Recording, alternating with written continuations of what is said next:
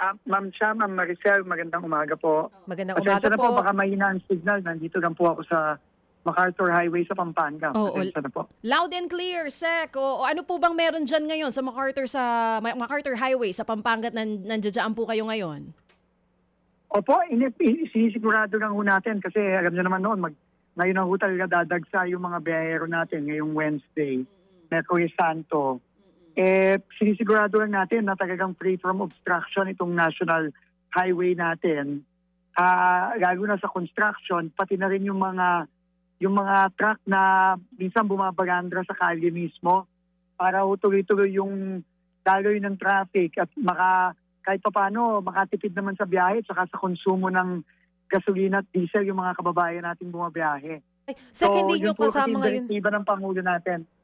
Ayun nga, Sec, hindi mo kasama ngayon si PBBM kasi parang 2 araw sila magkasama eh. Oo, hindi ho. Dito lang ho. Sinisigurado lang namin kasi meron kaming kailangan mga patsin dito ng mga butas-butas na area ng MacArthur. Sinigurado lang ho natin na na matapos kaninang madaling araw. Ngayon tuloy-tuloy na yung daloy ng traffic dito. Wala nang mga harang. MacArthur sa Pampanga to, Sec. Daanan nyo rin po yung sa Bulacan. Ang Opo. dami din pong patsi-patsi doon. Opo, yun nga po. Bulacan po, ganun din. Pero pinahinto ko muna kasi magdadagsaan na yung mga sasakyan ngayon. Ang importante lang, wala nang mga stop and go. Wala na yung mga harang sa kalye para tuloy-tuloy yung daloy. That's nice. Pero yung pangmatagalang pag-aayos, gagawin na natin after Holy Week na. Alam mo, mabuti na nakita niyo po yung issue na yan, Secretary Vince Dizon. Kasi ako mismo nakikita ko, not just in Pampanga, even in Bulacan, at yung mga susunod pa na areas, ang dami po talaga mga nakapark na kung ano-ano mga sasakyan dun sa paligid na nakakabalahaw po dun sa mga sasakyan. Pwede sana umusad ng mas mabilis kung wala. Pero sige, ito po, pag-usapan Tama. natin, Sec Vince. Meron pong mga itinigil na road projects ang DPWH except for EDSA rehabilitation. Aside from Yeah. EDSA rehabilitation Opo. projects, meron pa bang iba na magtutuloy ngayon pong Semana Santa na mga proyekto? Basta ho yung mga wala sa national highways, no? Tuloy-tuloy naman po 'yon, no? Pero sa national highway po kasi kahapon nga inanunsyo po ni Secretary John Vic Remulla yung direktiba ng Pangulo na kailangan lang talaga na free-flowing yung ating national highways para wala akong tumutukod kasi malaking bagay ho yun eh. Kasi pagka tumukod, dagdag konsumo sa gasolina yun eh. At dagdag perwisyo sa mga biyahero natin. So, yun ho muna ang pinatigil natin. Pero yung mga hindi naman national highway, tuloy-tuloy. Yung EDSA naman, special exemption yon. Kasi pagka naman Holy Week, ang EDSA medyo kakaunti ang sasakyan. So dyan naman po, imbes na huminto, talagang hahataw pa tayo, no? 24/7 tayo, simula mamayang gabi.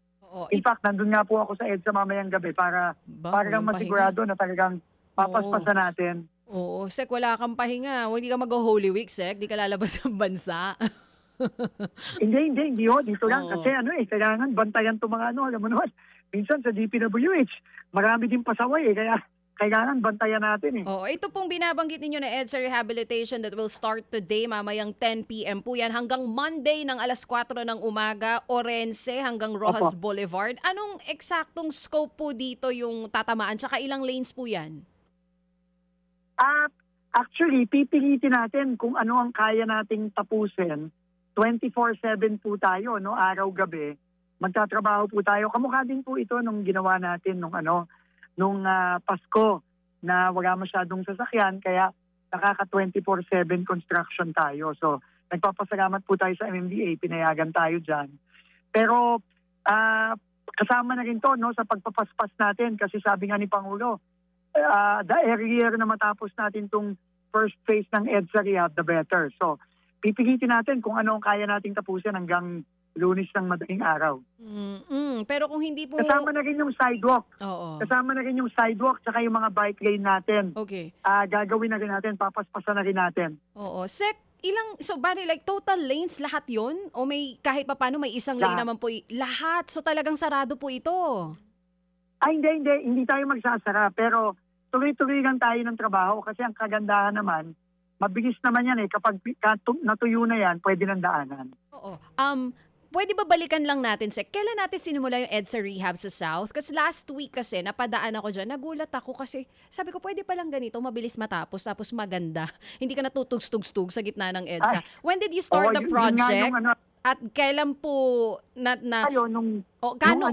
Sige po. December 24 ng gabi, ng hating gabi nung December 24. Oo. Tapos, nag-24/7 tayo hanggang January 6. January 4, sorry. Tapos ngayon, ano lang tayo, yung 10 p.m. to 4 a.m. lang tayo. Pero nabubuksan naman natin ng 5 a.m. kaya halos hindi talaga nararamdaman ng mga kababayan natin. Pero ang hindi na lang pwede naman basta basta Oo. mag-coordinate ng mabuti. ang nakita kong hindi na lang maayos diyan yung pagbaba dun sa may underpass diyan na hindi pa maayos dun sa ilalim. Pero in all fairness, yung mula Makati hanggang dun sa dulo, medyo mas maganda na yung kalsada. Sek, anong klaseng project yung ginawa dyan? Ito ba yung Japan technology na sinasabi niyong mabilis? Ano yun? Bakit ang bilis? Tsaka, Yes. ano ito? Hindi talaga madaling masira? Mas maganda compare dun sa normal na Oo. ginagamit ng DPWH? Oo, dati kasi normal asphalt lang yung ginagamit natin. Ngayon, yung ginagamit natin ngayon, yung ginagamit na rin nga sa mga runway natin sa NAIA, sa Clark at sa ibang mga international airports natin. So mas matibay na ito. And mas mabilis siyang ilatag. Kaya kung napapansin nyo sa mga video na inilabas natin, ang naglalatag nito makina na, hindi na tumano-mano. Kaya mas mabilis talaga siya. So kung At December mas matibay. December at March ngayon, medyo mahaba na yung natapos. When we talk about EDSA rehabilitation sa part ng Norte, meron na ba tayong target date na simulan po yan? Para kahit papano kaming mga papunta ng Norte, ma-experience din naman namin yung wala ng kalabog sa EDSA. Opo. Magpapabid na po tayo nung Orense hanggang dulo na, hanggang Monumento, ngayong after Holy Week. So hopefully po, makakasimula na tayo bago magtag-ulan. Pero ang problema lang natin, medyo babagal tayo pagdating ng tag-ulan kasi syempre hindi natin pwedeng i-risk yung quality kapag umuulan. Kasi Sek, malaking epekto yon. oo, tama naman. Sek, yung pagpapabidding, talagang ganun po ang mangyayari. Hindi ba yun dahil maganda yung gawa dito sa southbound nung may hawak, sa kanila ibibigay? Hindi instant ganun, kailangan dumaan pa rin po sa bidding, ano? Hindi po eh. Hindi po. Opo, kailangan pong dumaan sa bidding yan under yung sa batas natin. Pero ang maganda naman po dyan, very transparent na tayo. Lahat yan ilalabas sa live streaming. Tapos, sisiguraduhin talaga natin na dekalidad ang gagawa. No, kamukha nung nakikita natin ngayon, pagka dekalidad talaga yung kontratista, ito po yung kontratistang gumagawa sa ating mga runway sa airport at pati na rin dito sa SLEX natin saka sa Skyway. Sila din yung gumagawa doon. Sino tong So makikita talaga natin. Sino po itong kontratista na ito? Redicon po. Ano po ulit? Redicon po. Ano na yan? Sa pagkakaalam ko, ang Redicon is parang 35 years na kumpanya yan. Redicon. At ang ginagawa talaga niya, Redicon. Parang 35 years na po in the industry yan. Malaki pong kumpanya yan. At Redicon. Magkano na yung nagastos natin for South at magkano yung gagastahin natin for EDSA North Rehabilitation? So, Ma'am Cha, no, kung maaalala natin, ang original budget nung plano pa nila Sec Manny Bonoan noon for EDSA Rehab is 17 billion.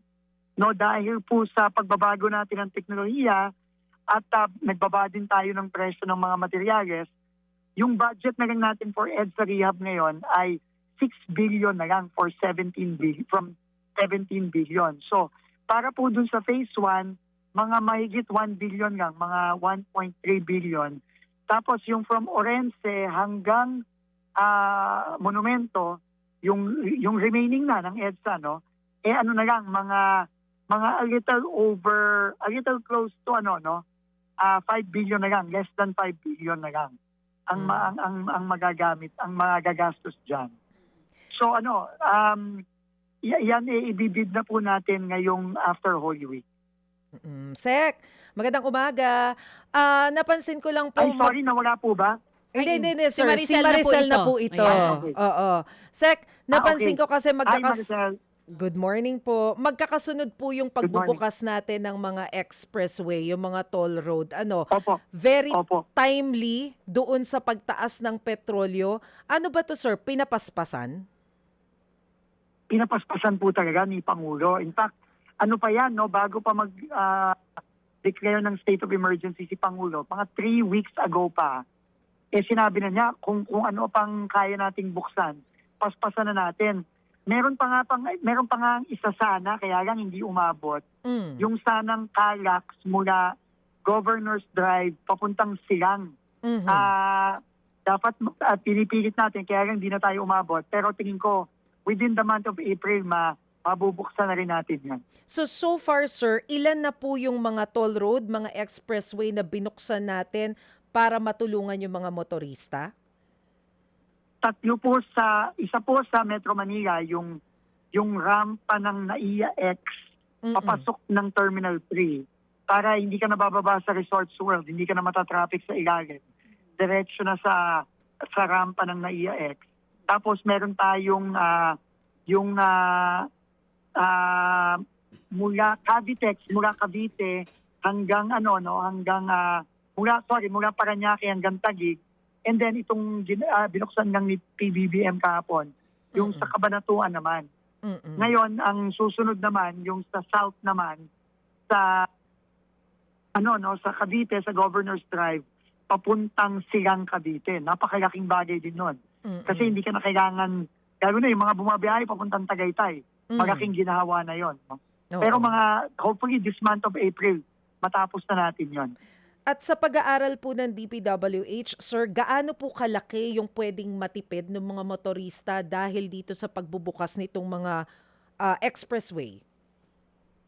Hindi ko lang alam, no, in terms of yung dami ng litro ng diesel o ng gasolinang matitipid. Pero yung dami ng sasakyan, napakarami po. Halimbawa po, dun sa Parañaque to Taguig, 35,000 per day. 35,000 vehicles per day po ang makakagamit noon. At yung travel time, isang oras kalahati, magiging parang 15 minutos na lang ata. No? So, ang laki po noon. Yun namang sa kahapon, yung sa Cabanatuan, yung dating from Tarlac to Cabanatuan na isang oras kalahati, 20-25 minutos na lang yon. And mga 11,500 vehicles yon, no? So napakarami po talagang mga matitipid dyan, no? At hindi lang tipid, no? Tipid sa oras, tipid sa konsumo, tipid sa gastos. Pero in fairness, sir, yung Cavitex tinry ko rin nung Monday eh. Hindi nga 15 minutes 6 minutes ko lang nakuha. Although wala pa kasi akong kasabay na sasakyan. Mag-isa lang ako. Ingat ka lang, ma'am. Baka naman masyado ka mabigat. hindi naman. Pero sir, Mamadali, hindi naman ako nagmamadali. Pero sir, sinimulan na ba yung free toll doon? Kasi nung unang araw na binuksan, nasingil pa akong 38 pesos eh. Naku, yun na. Pinagbayad ka ba? Naku, dapat i-reimburse ka kasi sabi ni Pangulo, free toll dapat yun. Siningil yung TV5. Siguraduhin na free toll. Sir, etong sa Cavitex. Pati po yung Cabanatuan, free toll din yon. Hanggang kailan po libre yung toll dito sa Cabanatuan, sir? Ang sabi ni Pangulo, hanggang December, pinapalibre niya.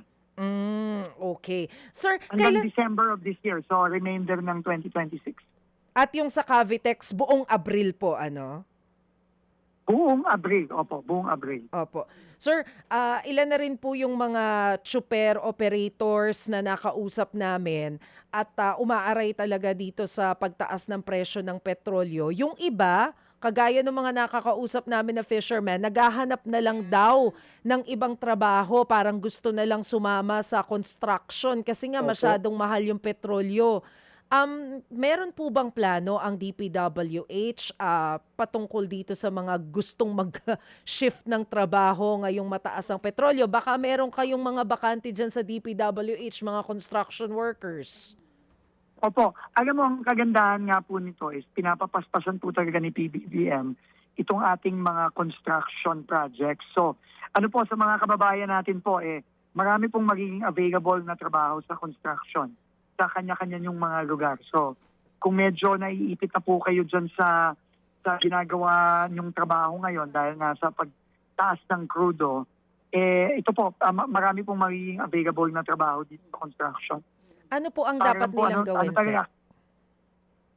Ano po, lumapit yan po sila sa DPWH. Marami pong mga sisimulan ng mga proyekto ngayon, lalo na itong 2026. Baka suggestion lang, Sec, baka we can create a portal for that or a point person para yung mga drivers nga or fishermen or farmers na hirap and they want to enter yung construction industry, mas madali po, no, para sa kanila kung sakali man naghahanap Gagawin ng po ibang natin yan. pangkabuhayan. Oo. Sec, Gagawin po natin yan, Ma'am Sha. oo. Sec Vince, alam mo, ito paulit-ulit na itong tinatanong sa'yo, pero paulit-ulit Opo. nyo rin naman po sinasabi Opo. na hindi naman po kayo tatakbo. Pero sure na po ba yan, Opo, Sec opo. Vince? Totoo po Talaga yan. Opo, po bang definitely po. hindi po ba talaga kayo tatakbo sa Hindi po 2028 elections? Alam nyo, hindi po tayo, hindi naman talaga tayo politiko, Ma'am. Trabahante lang tayo from the very start. 30 years na ako sa gobyerno. So, trabaho lang po ako talaga. Trabaho lang po. Kung Oo. ano po ang kakailanganing role ko sa public service, yun lang po ang gagawin ko. Anong Hindi pwede... po tayo politiko, Ma'am, talaga. Oo. Sec Vince, anong pwede makapagpabago sa isip po ninyo? Ay, nako, Ma'am. Hindi dapat pa pinag-uusapan yan. Distraction lang yan, Ma'am. Trabaho lang tayo. Pero, Sec Vince, ito na lang. Tweak ko ng konti yung tanong. May posible ba magpabago sa isip ninyo? Nako, Ma'am, like I said, hindi, ayokong pag-usapan yung mga ganyan. Kasi talagang distraction lang yan. Trabaho lang po tayo talaga. So, dire-diretso po ang trabaho ninyo. Sorry po, pasensya. Okay lang. Tuloy-tuloy lang, Ma'am. Oo, okay lang Tuloy-tuloy po, lang Sec po, Ma'am. Vince. Tuloy-tuloy ang trabaho hanggang ito, dire-diretso, Thursday, Friday, Black Saturday, wala pong pahinga? Opo, kasi kailangan talaga tignan natin yung mga ginagawa ngayon, lalo na itong EDSA. Kasi in fact, gusto natin talaga matapos na ng mabilis to eh. Oo. Last na lang, Sec Vince, bago ka namin pakawalan. Kung hindi daw po Yes, kayo ma'am. tatakbo, bakit daw po kayo laging kasama ng Pangulong Marcos Jr.? Ay, di ho, yun? Kasama sa trabaho po yun. Kasama sa trabaho lang ho yun. Sige po. Kasama ng iba nating mga kasama sa kabinete. Oo. Sec Vince, last na lang po. Baka meron kayong gusto pang sabihin sa mga nakikinig at nanonood sa atin ngayon. Itong mga nag-aabang ng mas maayos na daan na dito na may kaugnayan po sa mga DPWH projects. Ongoing po ngayon. Opo, unang-una po sa mga kababayan natin, mayroon naman tayong mga hotline at pwede nilang itag yung DPWH sa social media. Kung meron lang pong mga mapansin kayong mga obstruction pa sa mga national road natin, pakireport lang po para ma-action natin agad. At ingat lang po tayo sa biyahe at kung kaya po nating mag-carpooling o magsama-sama para menos po sa konsumo, menos sa gastos po ngayong Holy Week. Ingat lang po sa biyahe. Sec And Ma'am Vince! Sap, mag-bike na lang tayo ngayong Holy Week. Nako, Sec Vince, alam Pwede mo, nga, kung hindi malubak ang daan sa Bulacan, talagang babiking ko hanggang dito po sa Mandaluyong. Nako, Ma'am, ayusin natin yung Maharlika Highway dyan sa Bulacan. Yes, Ayusin please. natin yan. Paulit-ulit na sisira. For sure, yung mga taga Bulacan, alam na alam po nila yan. Gagawin ngayon, sa susunod na Opo. linggo, bubutasin na naman. Parang substandard yung gamit lagi dyan? Aray. Oo. Opo, bukas po, pupunta po ako sa sa yung boundary ng Apalit sa Kapuligan. Merong notorious dun na area na talagang butas-butas yung kalye. So, checking ko po yung trabaho doon. Sec Vince, meron pa akong isang ihihirit ha. Kahapon po kasi last day Opo. ng ICI. Ano po Ay, opo. ba ang tingin ninyo doon sa naging resulta nung ginawa nilang investigasyon? Na-achieve ba nila yung tina-target natin? Ma'am, hindi ko pa po nababasa yung full report. Makukuha ko po yan siguro after Holy Week. Pero tingin ko naman po, unang-una, kahit naman po na natapos na yung trabaho ng ICI, wala naman po tayong tigil kasama po ng ating ombudsman. In fact po, hindi ko lang po talaga masasabi sa inyo yung, kasi po ang usapan namin ni Ombudsman Boying, siya po ang mag-aanunsyo. Pero after Holy Week po, nasubmit na po kasi namin yung mga dagdag na impormasyon na kailangan ng ombudsman para sa mga dagdag ng kaso. Pero hintayin na lang po natin yung ombudsman na mag-announce at mag-file after Holy Week. Kasi yun naman po ang sinabi niya sa akin nung kami po yung nag-usap. Ito pong pagkatapos ng Holy Week, yung pong nasubmit nating dagdag na information on areas like Cebu, like Pampanga, dagdag pa sa Bulacan, at sa Region 8, ano po, no, ilalabas na po nila. Pero hintayin na lang po natin si Ombudsman Boying na mag-announce. Opo. Tuloy-tuloy naman po yun. No? Sir, syempre tututukan po natin yung announcement ni Of Sec course, Boying. wala pong tigil yan. Opo. Hindi Pero, po ibig sabihin na natapos na po yung ICI, tapos na to, hindi pa po. Matagal pa po ito, far from over po ito. baka pwede nyo po kaming bigyan ng idea kung gaano po kadami yung aasahan natin na masasampahan ng kaso. Inirekomenda po ng inyong ahensya kasi ang ICI yata nasa 60 plus eh. Baka may naidagdag kayo. Actually, ang count po namin sa DPWH, yung mga pinadagan na namin sa Ombudsman, Ay, no, nawala. 100 plus na pong mga tao Mm-mm. ang rekomenda natin. At hindi ko, pasensya na po, hindi ko lang po pwedeng pangunahan si Ombudsman Boying dahil alam niyo naman, yan naman po talaga ang kanyang, ang kanyang mandato. So, hintayin na lang po natin siya, no? Mag-a-announce po siya after Holy Week. Sec Vince, ano ito? Yung 200 plus na nire-recommend yung kasuhan? Puro DPWH... 100 plus. 100 plus. Puro DPWH officials? May mga mambabatas, Ay, no, politicians? Hindi Paano po, meron pong mga mambabatas dyan. So kasama Hindi yung ko mga hindi ko lang po senador. pwedeng sabihin. Opo. Opo, kasama na po yan yung mga na-refer natin dati. Pero meron pa pong mga dagdag. Sir, huling hirit na lang. Baka may balita ka kung nasa na si Saldico. Tagal nang nawawala eh.